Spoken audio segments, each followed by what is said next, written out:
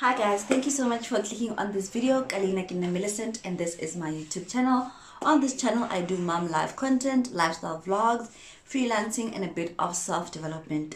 On today's video I wanted to talk about my experience or my journey with the ups and downs of friendships as the years go by. So let's get into today's video.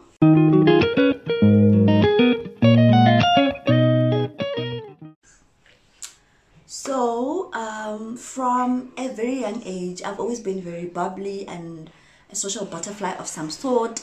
I think from grade 1, I was in the drama group. I was doing the Sunbeams. I don't know what they're called. Like, I said the drama Jareds, but they're just like, I don't know how to explain Sunbeams. But I was just part of a lot of activities in school, and thereof I was a popular kid. And obviously when you're popular, you know, a lot of people get to know you and want to talk to you and engage with you, so it was easy for me to make friends all the time. And I'm a friendly person, you know. I know people sometimes say I have an unapproachable face, and that's just, I think maybe it's my eyes, I don't know, but that's just how it is. So I've never had a problem making friends, and I've never had a problem keeping friends until I became older, but we'll get to that. So my primary life, I had friends. I would travel to school. I would have lunch with them, and you know, would have fun, and on weekends would visit each other, even after school on some days. And when I moved from primary school to high school, those friendships just sort of shed off. And I think it's because we're friends out of convenience of the fact that we go to the same school, live in the same neighborhood, and you know. So I think it was friendships of convenience, and it was okay. Shedding them off was not hard because it just happened naturally, where both sides just stop putting in the effort. And I mean, everybody's in high school, you know, you're discovering who you are. You're meeting new people from different schools, different personalities. It's just like high school is a whole different ballgame from primary school, and you're now a preteen, not even a preteen, you are a teenager. You know, your hormones are everywhere. You're trying to find yourself and all the kind of good stuff. And even in high school, I still was a popular kid because, again, I still participated.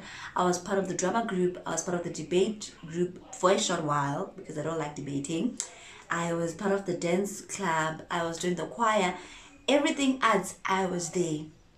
And I was also a top student, guys. Let me not leave that part out. Even in primary, I was top student. So being that you're always in the face of other kids and people want to engage with you, you know. So I didn't have problems making friends, and I made a best friend from grade 8. We went to different classes, but we're in the same grade, and we lived in the same township, went to the same church. So our friendship was just ignited like very quickly. And for the rest of our high school life, we were friends. We were best friends. When you saw me, you saw her. We were like twins. It was so nice. It was a really good friendship. I really enjoyed it. I learned so much. We went through so many firsts together. We did a whole lot of teenage stuff together. Like, it was nice. It was a very good and wholesome friendship where both of us put in equal effort. And I think, okay, I'm coming on. If you hear baby sounds, she's here. Here she is. I just decided to come with her here. It will be much easier for me to finish filming. So as I was saying, it was a very wholesome friendship because we were both invested, and I loved it. And I think that is the friendship that set the bar for me, because it was everything that I wanted, everything that I needed. And I told myself, if I'm ever gonna have a best friend or a friend in J, I don't want it to be anything beneath this experience, because with her everything was natural, everything was real, and we made time for each other. It was wholesome. Yeah, so I set the bar with that friendship, and I've been holding up to that bar, and I think maybe that's why some of my friendships now as an adult are not working out, but that's okay. So going into varsity, I didn't really make a lot of friends in varsity. I just had friends that I met during varsity lives, but not friends from my school. I think I made one friend in varsity, and we lost contact after varsity for a while, but we were able to reconnect, and now we are talking almost every single day, and it's nice. You know, we've rekindled our love, and it's so nice. So now that I am 26 years old, I live with 2 kids and a man. it's proven to be very difficult to maintain friendships. And I think it's because nowadays people have this thing of saying, we are busy, everybody has their own life going on, we don't have time for friendship. And for me, I feel like that is the lamest and laziest reason why you're not showing up for people that you call your friends. Or maybe I hold friendship in a high regard, I don't know, but I refuse to accept bare minimum from my friends, because for me, friends are the family I choose for myself, and I want to be able to count on my friends the same way I'm able to count on my siblings. And if I can count on you, we are not friends. Don't tell people you are my friend if I can't just hit you up and say, I have a prayer note for you, or please pray for me, 1 2 3 is happening. Or I can't hit you up and say, friend, I'm stranded, or I'm broke, or even just say, friend, please send me money for ice cream. Me and you are not friends. Don't tell people that you are my friend, okay? We are not friends. If I can't pull up at you like that, you have to think, you have to prepare a speech to talk to you. If you and I are not friends, we are acquaintances, or maybe we have a business connection coming up, something, but we are not friends. My friends, I can count on them the same I can count on my family.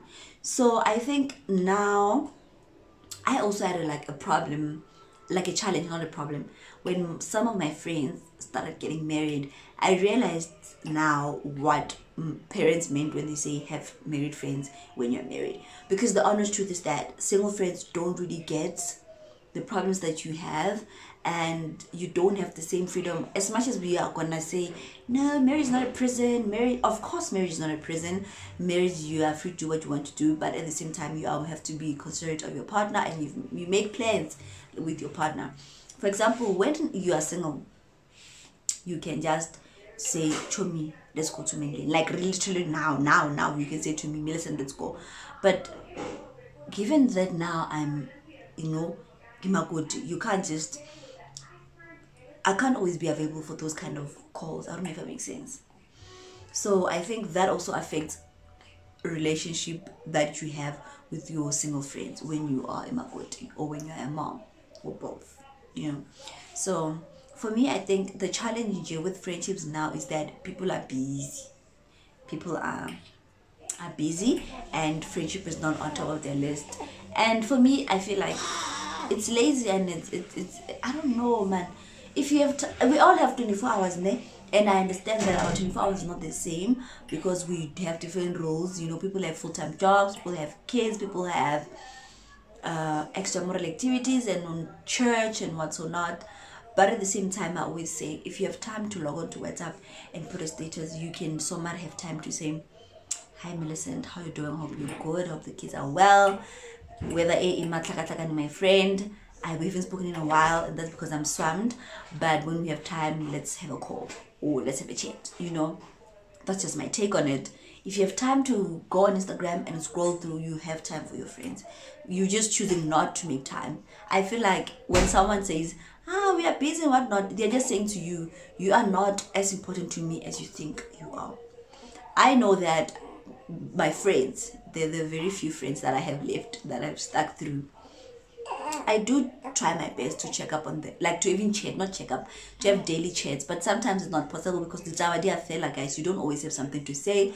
But if I see that we haven't spoken today, tomorrow I'll just be like, hi, hope you're still well, how are the kids, or how is work, whatever the situation may be. So, and if I'm not doing that with you, then it solely means that maybe you are not as important to me as you think you are. As much as I'm also not as important as I thought I was to other friends. And it was really sad to discover this very thing when my baby shower was here.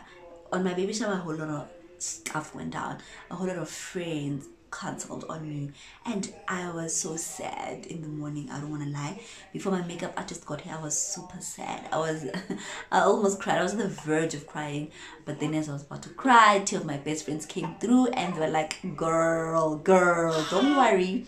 If they are not here, it's unfortunate, but we are here. Work with what you have, and my friends gave me the best experience. They gave me the best, but it still didn't remove the fact that I was hurting from the friends that didn't come. Not everyone who didn't come is a bad friend or anything. Other people had very pressing things, that obviously Lina, if I was in their situation, there was nothing I could do. Like my oldest best friend, the one I've been best friends since first year, her uncle had passed on, so you cannot do your uncle's funeral for a baby shower. It doesn't make sense, you know. Some of my friends, their kids were sick and get COVID, guys, and your little ones, you can't leave them for a baby shower. But some friends just chose not to prioritize the baby shower and not come, and it was sad, and I had to cut them off because at that point in time I realized that it had been months where I've been begging for their attention, begging for the friendship to work, and they were just not putting in the effort anymore. You know, they have grown me, and it's okay. People outgrow you, and it's not that you're a bad person or they think they're better than you or what. They've just outgrown you. Your season in their life is over, and it's sad to accept that my season. It's sad to accept that your season in someone's life is over, and it's not. And it's not that thing, hey, when you pray to God for your enemies to leave you and don't do people. Not everyone is your enemy. Sometimes, like, period, game out, you know. It's not that deep, but it's not going anywhere further than where it is. So, hi, navigating friendship as an adult is hard, but I'm glad that the friends that I have kept and the friends that have kept me, we are being intentional about our friendship. We are being wholesome about it, and we are communicating effectively as we can, you know. And I want to admit that it is true that when you become a mom, or when you get a job, like when you get into a new phase in your life, you gradually gravitate towards the people in the same. You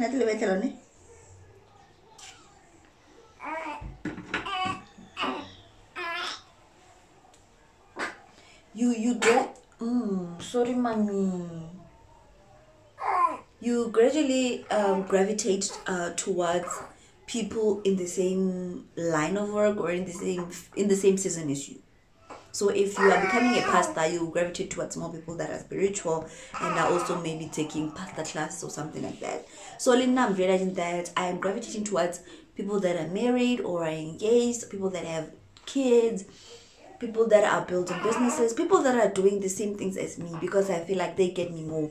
And I also see that it is also, while I'm doing that and making all these new friendships, I'm looking at the wrong side of the camera. I realized that the more I'm gravitating towards married friends, engaged friends, people with kids, people with businesses, people that are freelancing and what or not, my friendships with my single friends or friends that are not in my season or in my group or in my stage, I don't know, I think you guys get me.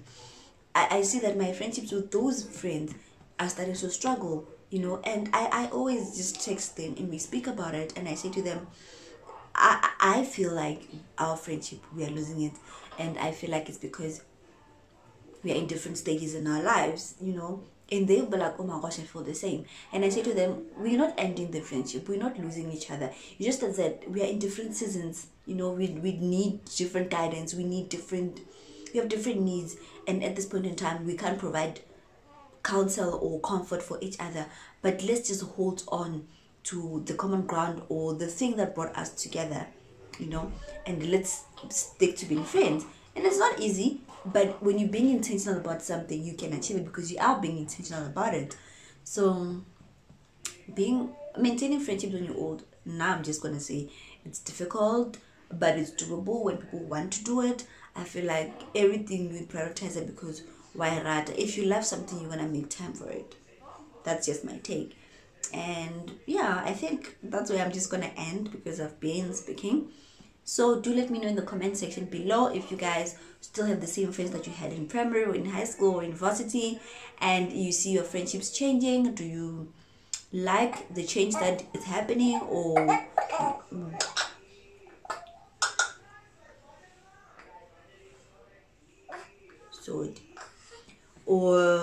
yeah, you feel like it's okay, let the friendships die? What does friendship mean to you? Do you hold friendship in a high regard, or you just like, it's just one of those things, if I have it, it's good, if I don't have it, it's also good? And I hope you guys are good friends to your friends. I hope you pray for your friends, you pray about your friends. I hope you support your friends and you guide them. I hope you support them and you root for them. and that when you see that there's a lack in the friendship, communicate. Don't assume that your other friend feels the way you feel. Don't assume that everything is okay. Sometimes if you're feeling some uneasy, communicate with a friend, you know. Hey, being a mom and trying to be a content creator.